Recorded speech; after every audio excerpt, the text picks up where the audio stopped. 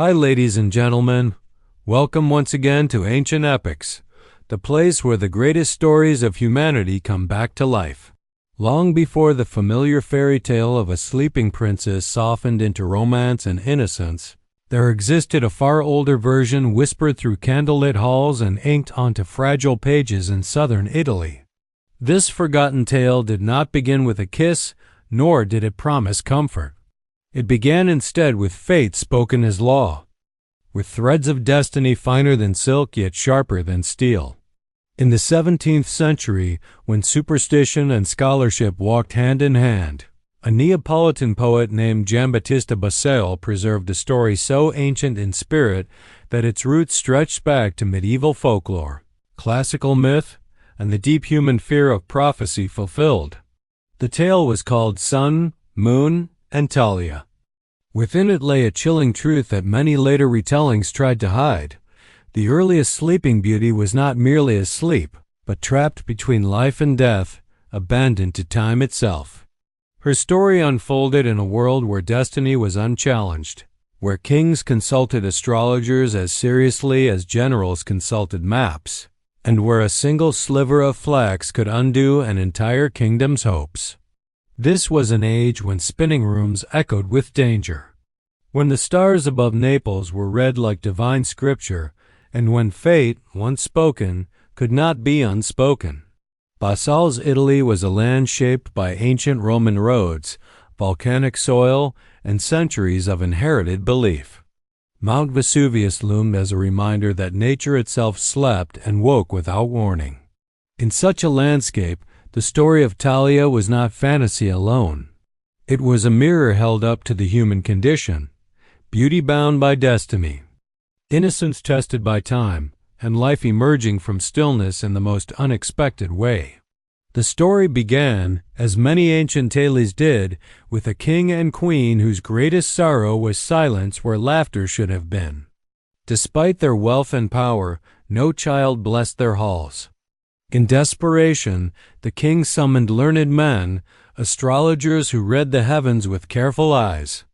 Astronomy in early modern Italy was still deeply tied to astrology, inherited from Greco-Roman traditions and refined through Arabic scholarship preserved in Sicily and southern Europe. The movements of the sun, moon, and planets were believed to reveal hidden threads of fate. After long study, the astrologers delivered a prophecy both hopeful and terrible. A daughter would be born, radiant in beauty and promise. Yet danger awaited her, not by sword or fire, but by a splinter of flax. Flax, the humble plant used to make linen, was central to Mediterranean life. Archaeological evidence from ancient Egypt and Rome shows flax cultivation dating back thousands of years. Spun into thread by hand, its fibers fine yet capable of piercing skin. That such a common material could hold death within it made the prophecy all the more frightening. When Talia was born, she was named with care, her name echoing softness and light. The king, determined to outwit destiny, ordered that no flax, no spinning, no distaffs or spindles were ever to exist within his realm. Workshops were closed, looms dismantled, and an ancient craft disappeared overnight. This act mirrored real historical decrees, where rulers banned practices believed to bring misfortune, just as Roman emperors once outlawed certain forms of divination. For many years, the prophecy seemed defeated. Talia grew like a flower untouched by frost, her beauty spoken of across valleys and towns. Yet fate, as ancient storytellers warned, does not require permission. One day, wandering through a forgotten corner of the palace, Talia encountered an old woman spinning flax, hidden away like a relic of the past. Fascinated by the delicate motion, she reached out. A single fiber pierced her finger. There was no cry, no drama, only silence as Talia fell into a deep, unnatural sleep. The king rushed to her side, but no breath seemed missing, no wound visible beyond a pinprick.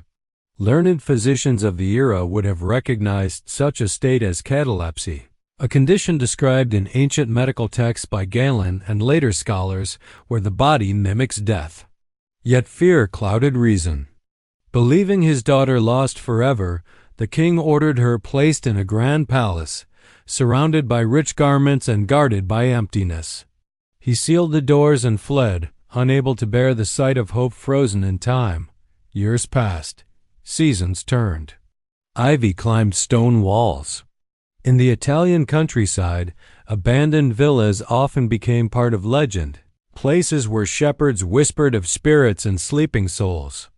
One day, a king from another land, drawn by chance or destiny, entered the silent palace.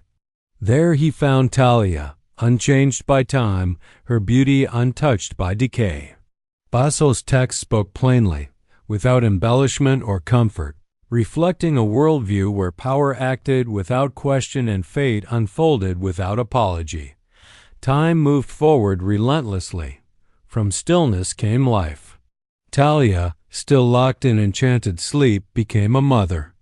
She bore twins, a boy and a girl, later named Sun and Moon. Their names carried ancient symbolism. Across cultures, the sun represented life, authority, and the masculine principle, while the moon symbolized cycles, fertility, and the feminine. In Roman and pre-Roman Italy, solar and lunar worship had long shaped calendars and rituals, and Basile's naming reflected this cosmic balance. One of the infants, seeking nourishment, sucked on Talia's finger and drew out the flax splinter. The smallest act accomplished what kings and scholars could not. Talia awakened as if from a long night, unaware of the years lost, greeted not by silence, but by new life. In this moment, the story echoed older myths of rebirth. Persephone rising from the underworld, Osiris restored after dismemberment, nature itself awakening after winter. Yet peace was fragile. The king who had discovered Talia eventually returned, and with him came the shadow of jealousy and betrayal embodied in his lawful queen. In early modern Europe, queenship was bound tightly to lineage and legitimacy, and the appearance of a hidden family threatened both honor and power. What followed was not magic, but human cruelty, calculated and cold. As the story darkened, it revealed its purpose. Basile did not write to soothe, but to preserve a truth about fate and fortune. In his Italy, stories were warnings as much as entertainment. They taught that destiny could be delayed but never denied, that innocence might suffer yet endure, and that life, once kindled, was stronger than silence and stone.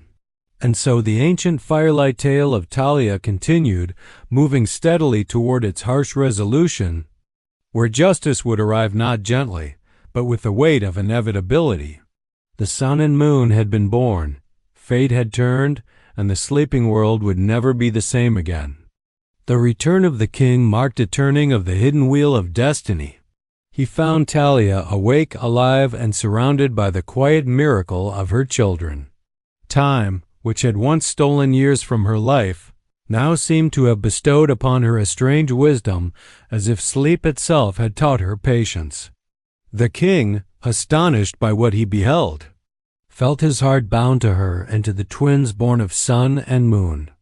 Yet the world beyond the palace walls had not stood still, and the king was not alone in his realm. Far away, in his lawful palace, the queen ruled in his absence. She was a woman shaped by power, courtly custom, and the rigid structures of royal succession. In the early modern Italian courts that inspired Basile's world, lineage was everything. Dynasties rose and fell upon bloodlines, and the presence of heirs outside sanctioned marriage threatened not only pride, but political stability. When whispers reached the queen's ears, whispers carried by servants, hunters, and the invisible currents of rumor, her heart hardened into resolve. She learned of Talia, she learned of the children, and with that knowledge came fury sharpened by fear. The queen summoned the children to court under false pretenses, concealing her intent beneath the mask of royal authority. Such acts were not unknown in history. Chronicles of Renaissance Europe tell of rival heirs quietly removed, of poison disguised as medicine, and of kitchens turned into places of death. Basile's tale did not invent this cruelty. It reflected it. The queen commanded her cook to prepare a feast, ordering that the children be slain and served to the king as meat. Yet even in a world governed by ruthless power, conscience sometimes survived in unlikely places. The cook, a humble man whose hands knew the honest labor of fire and blade, could not commit such an act. Instead, he hid sun and moon away and prepared the flesh of animals in their place. Kitchens in ancient and medieval palaces were vast, smoky chambers, often separate from the main halls, precisely because secrecy thrived there. Archaeological remains from Italian castles reveal these hidden spaces designed to serve power while remaining unseen. The king ate, unaware, while the queen watched for signs of horror that never came. Her plan, incomplete, turned next toward Talia herself. She ordered the young woman brought to court, intent on burning her alive, a punishment drawn from ancient legal traditions where fire symbolized purification and erasure. In Roman law and medieval practice alike, burning was reserved for crimes believed to threaten the moral order. In the queen's mind, Talia represented such a threat. As flames were prepared, truth began to surface. The cook, unable to bear the weight of silence any longer, revealed that the children lived. In that moment, the careful structure of the queen's scheme collapsed. The king, confronted with the full measure of betrayal, ordered justice with the same authority that had once allowed cruelty to unfold. The queen was condemned to the very fire she had prepared for another, a grim symmetry that ancient storytellers often used to signal the restoration of balance. Fire, in Mediterranean mythology, was both destroyer and cleanser. From the volcanic slopes of Vesuvius to the hearths of Roman homes, it symbolized endings that made way for beginnings. With the queen's fall, the shadow over Talia and her children lifted. The cook, whose mercy had preserved life, was rewarded, reflecting a recurring motif in folklore, that quiet virtue survives even within corrupt systems. In the aftermath, the king acknowledged Talia publicly and legitimized sun and moon. Marriage followed, not as a romantic climax, but as a formal sealing of fate. In Basile's world, happiness was not gentle. It was earned through endurance. The story closed with a stark moral comment to many early fairy tales, that fortune favors those who suffer long enough under its weight. Yet beneath the surface narrative lay deeper currents shaped by the intellectual world of Basile's Italy. The names sun and moon were not chosen lightly. Astronomy in the 17th century was undergoing transformation. Galileo Galilei, a contemporary of Basile, had turned his telescope toward the heavens, challenging ancient cosmologies. Still, for most people, celestial bodies retain symbolic power. The sun governed kingship, order, and time itself. The moon ruled cycles, fertility, and the unseen. Together, the twins embodied cosmic harmony restored after imbalance. Talia herself stood as a liminal figure, suspended between sleep and waking, death and life, past and future. Scholars have often compared her to earlier mythic figures, to Persephone, who moved between worlds, to Ariadne, abandoned yet transformed, even to ancient vegetation goddesses whose dormancy ensured renewal. The flax splinter that felled her carried agricultural symbolism as well. Flax was harvested, dried, beaten, and spun, its transformation mirroring the cycle of life, death, and rebirth. That such a plant both caused and cured Talia's fate underscored the story's ancient roots. Giambattista Basile did not soften these meanings. Writing in the Neapolitan dialect, he preserved the raw texture of folk storytelling, a tradition passed orally among peasants, servants, and travelers. His Pentamerone stands today as one of the earliest literary collections of fairy tales, predating Perrault and the Grimms by decades. Where later versions refined morality and romance, Basile preserved ambiguity and darkness, reflecting a world where survival itself was triumph. Italy's layered history shaped every line of the tale. Roman ruins stood beside medieval towers. Pagan symbols lingered beneath Christian rituals. Astrology coexisted with emerging science. In such a landscape, a story like Sun, Moon, and Talia was not escapism. It was reflection. It acknowledged that innocence could be harmed, that power often acted without mercy, yet also that life could emerge from the deepest stillness. As years passed within the story's world, sun and moon grew beneath watchful skies. Their existence marked the victory of continuity over erasure. Time, which had once stolen Talia's youth, now returned it transformed, multiplied through her children. The abandoned palace became a place of origin rather than exile, echoing how ruins across Italy were often reused, reborn into new purposes over centuries. Thus the tale settled into its final shape, not as a gentle lullaby, but as an ancient warning etched in narrative stone. Fate could not be escaped, only endured. Power could destroy, but it could also restore. And life, once awakened, carried within it the quiet strength of the sun rising and the moon returning, endlessly across the darkened sky. With the fall of the jealous queen and the restoration of order, the tale of Talia entered its final and most reflective movement, one shaped not by sudden violence, but by the slow settling of meaning. The palace that once held silence now echoed with measured life. Sun and moon grew beneath high ceilings and open skies, raised within walls that had known abandonment and rebirth. Their childhood unfolded like the turning of seasons, steady and inevitable, marked by the rhythms of nature rather than the haste of royal ambition. In the ancient imagination, childhood was not a protected realm but a fragile crossing. Mortality rates were high, and survival itself was a quiet miracle. That sun and moon endured carried symbolic weight far beyond narrative closure. They represented continuity after interruption, light restored after darkness. Their names followed them like destinies written in the heavens. In early modern Europe, calendars still relied on lunar cycles. Agricultural life followed solar patterns, and church feasts were fixed by celestial calculation. To name children after these forces was to bind them to cosmic order itself. Talia, once suspended between worlds, became a living bridge between past suffering and future stability. Her long sleep was not forgotten, but transformed into memory. In folklore studies, such prolonged enchantments are often interpreted as symbolic death, a ritual pause before rebirth. Comparable motifs appear across cultures. The Norse hero Sigurd surrounded by flame, the Hindu god Vishnu sleeping between cosmic ages, and the ancient Egyptian belief in the nightly death and rebirth of the sun god Talia belong to this lineage of figures, whose stillness allowed the world to realign itself.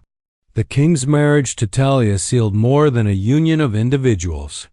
It represented the formal recognition of fate fulfilled rather than defied. In Basile's era, marriage was less about romance and more about legitimacy, inheritance, and social repair. By marrying Talia, the king acknowledged the truth that had unfolded beyond law and expectation. Order was restored not by denying what had happened, but by accepting it fully. Giambattista Basile concluded the tale with a moral comment to many stories of his time, that those favored by fortune often pass through great suffering first. This was not comfort, but caution. Life, as understood in 17th century Italy, was precarious. Plague, famine, and war shaped everyday existence. Stories did not promise fairness. They promised meaning. To endure was to be victorious. The darker elements of Sun, Moon, and Talia later unsettled readers as fairy tales became tools for childhood instruction. When Charles Perrault adapted Sleeping Beauty in France, and later when the Brothers Grimm reshaped the tale in Germany, the sharper edges were softened. Consent, cruelty, and consequence were blurred or removed entirely.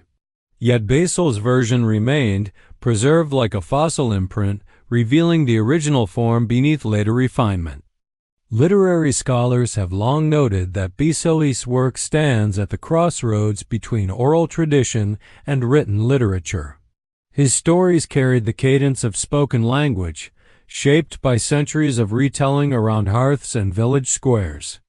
Naples itself, a city layered atop Greek foundations and Roman streets, provided fertile ground for such preservation. Every stone there carried memory, and every story carried warning.